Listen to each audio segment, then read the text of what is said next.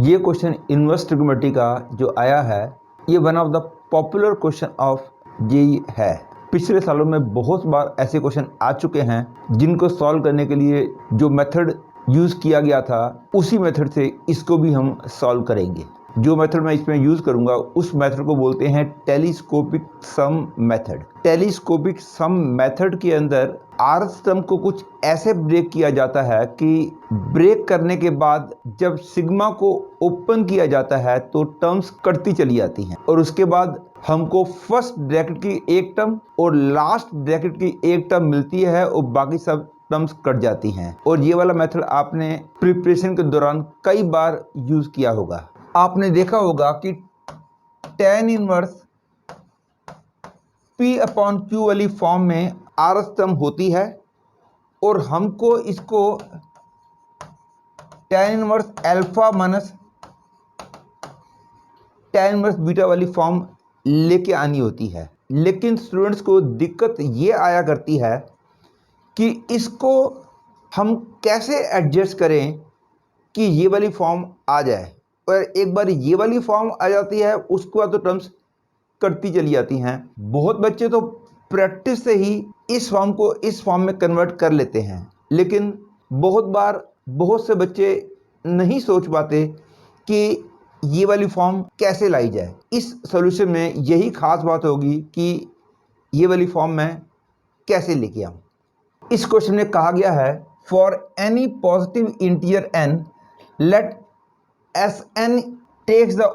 interval this to R be defined by this thing where for any x cot inverse x belongs to the interval 0 to pi, tan inverse x belongs to this interval, then which of the following statements is true। वैसे तो ये वाली बात लिखने की कोई ज़रूरत ही नहीं है, क्योंकि whenever nothing is specified इसका ऑटोमेटिकली मतलब है कि हम प्रिंसिपल वैल्यू ब्रांच को लेके चल रहे हैं। एज यूजुअल जैसा कि अब तक आप करते आए हो, इसमें भी मैं इसको कुछ ऐसे ब्रेक करूंगा कि उसके बाद जब मैं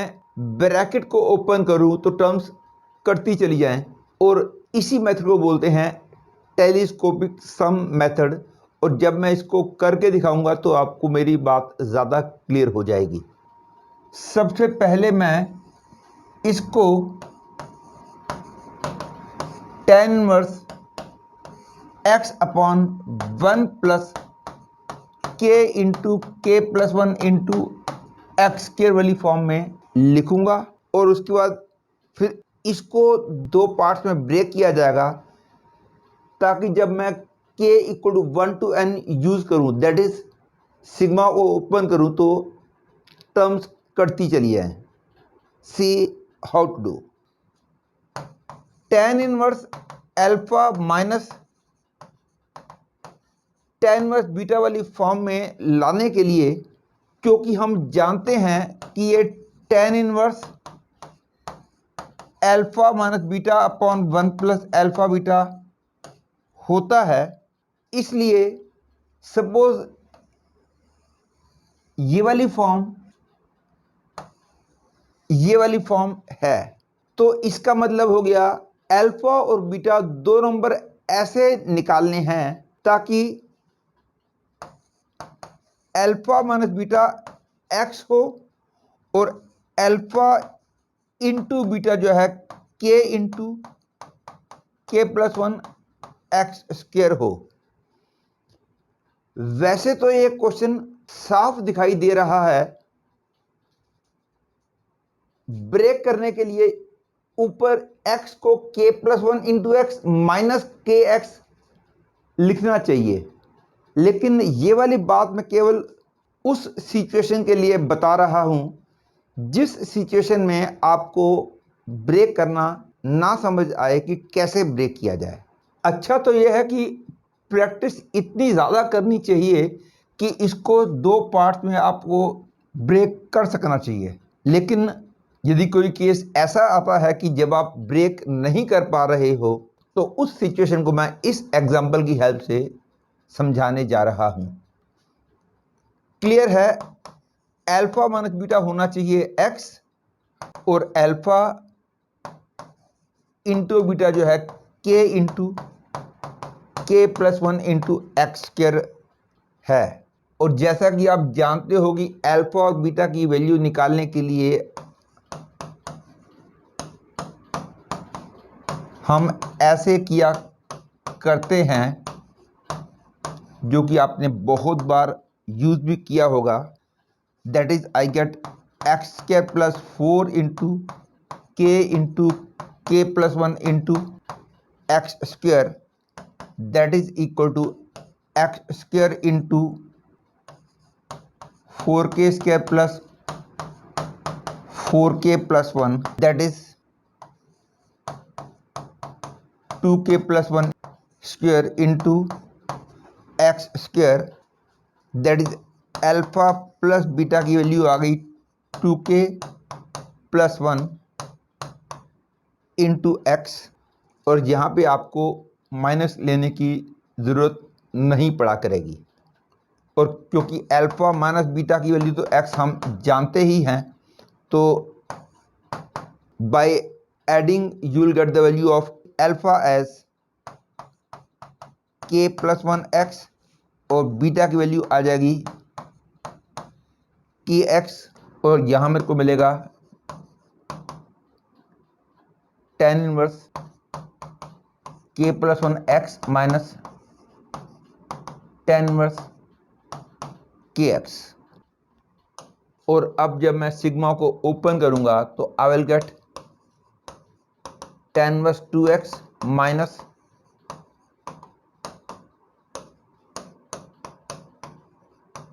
tan inverse 3x minus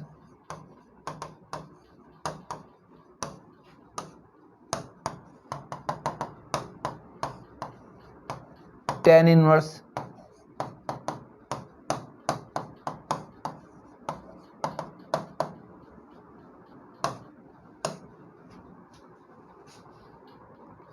and इसके आगे मेरे को मिल जाएगा tan inverse n plus 1 x minus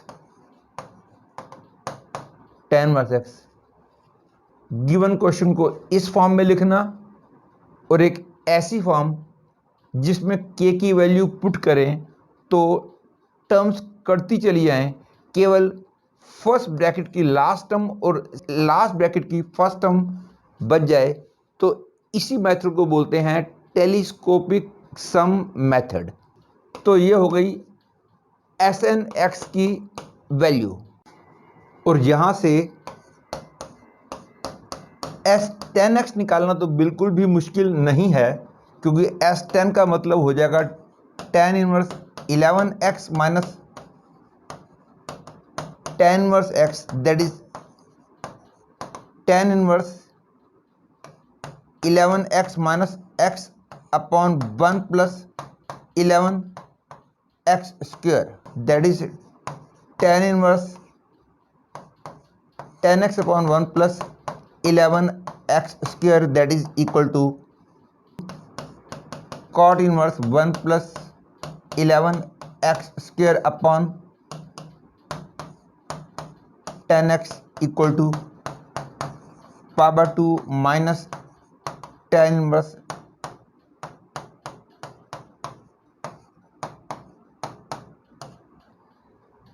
hence A is correct choice. और क्योंकि Sn(x) की वैल्यू ये आ चुकी है, जिसको कि हम tan inverse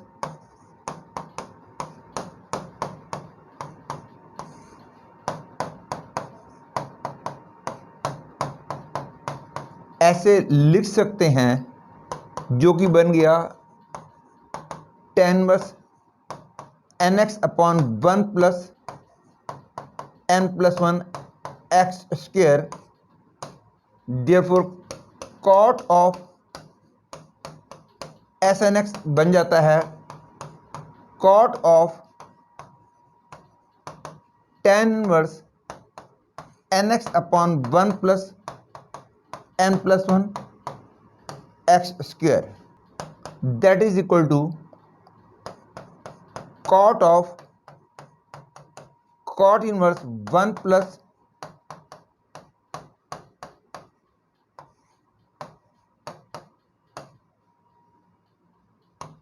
that is 1 plus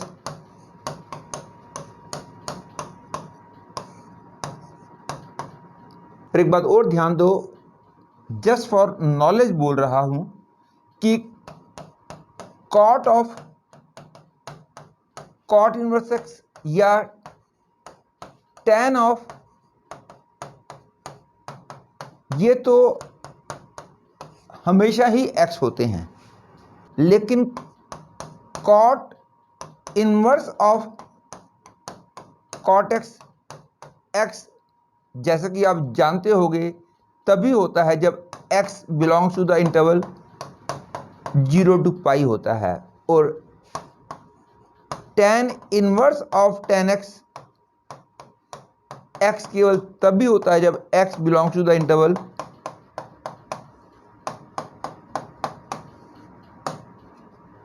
मेरा मतलब है कि बाहर कॉट हो अंदर कॉट इनवर्स हो, फिर कैंसिलेशन हमेशा ही अलाउड है, तब कोई दिक्कत नहीं आती। ये बात जस्ट फॉर नॉलेज बोली है मैंने। जब मैं ये सॉल्यूशन कराता हूँ तो मैंने ये दिमाग में रखा होता है कि ज़्यादातर वो बच्चे सॉल्यूशन देख रहे हैं जो कि आने वाले सालों में जेईई का एग्ज़ाम देने वाले हैं, और जैसा कि इसमें लिमिट से भी हमने ऑपरेट करना है। I have to find the value of limit n tends to infinity 1 plus n plus 1 x square upon nx, और इसके बाद तो आपने ऐसा क्वेश्चन बोर्ड लेवल में ही लिमिट्स में बहुत किए होंगे। This is equal to limit n tends to infinity 1 by n plus 1 plus 1 by n into x square upon x, and as n tends to infinity I get x square upon x, that is I get the answer x. Hence I can say B is also correct choice. अब C choice को check करने के लिए मेरे को S3x की value use करनी होगी, और क्योंकि ये Snx की वैल्यू है, from here I get the conclusion that S3x is equal to tan inverse 3x upon 1 plus 4x square. Hence from here I get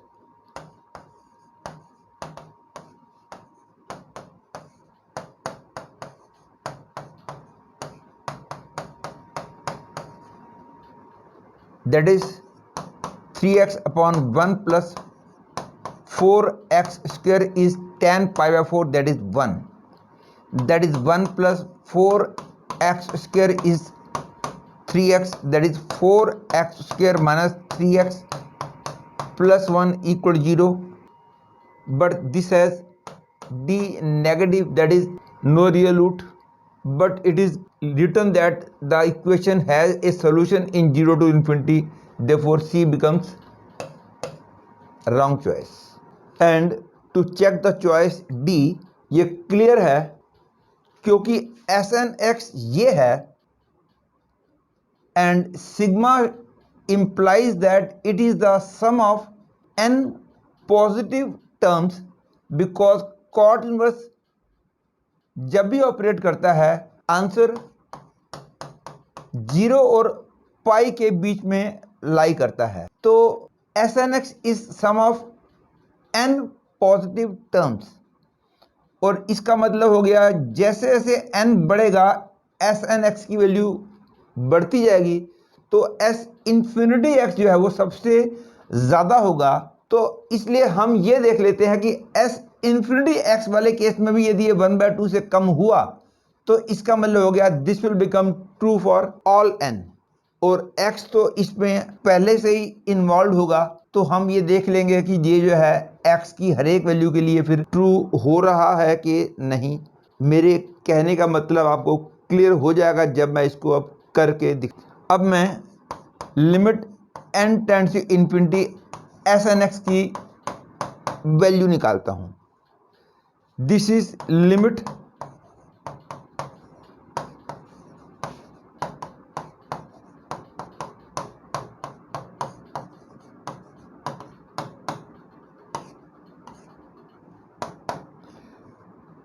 clearly x positive दे रखा है, और जब n इन्फिनिटी को टेंड करेगा तो ये इन्फिनिटी को टेंड करेगा तो ये पूरा बन जाएगा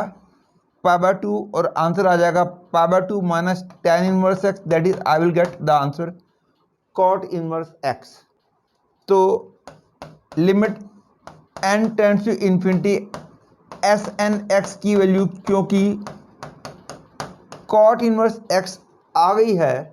और यदि n इन्फिनिटी वाले केस में भी यदि ये 1/2 से कम हुआ for all x, then it will become true for all n and all x। तो ये वाली वैल्यू मैं यहां पुट कर रहा हूं, तो I get tan of cot inverse x that is equal to tan of tan inverse 1/x that is 1/x। लेकिन ये 1/2 से हमेशा कम हो, इट इज नॉट ट्रू।